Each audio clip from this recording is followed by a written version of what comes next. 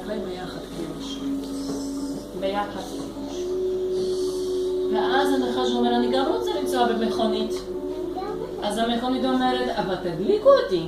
אבל הנחש אומר, אין לי ידיים, נכון? הוא לא יכול להדליק מכונית. לא. ואז בא השימפנזה.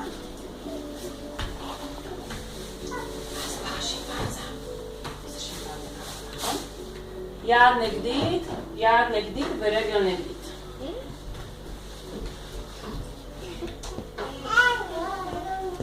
אתה מדרג יד אחד ורגל אחד.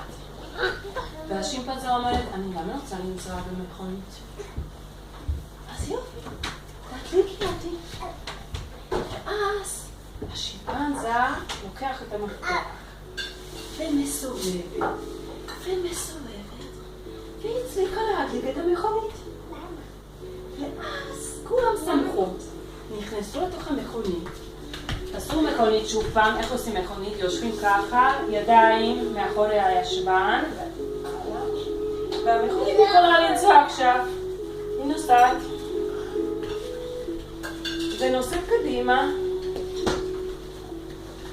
ונוסעת אחורה.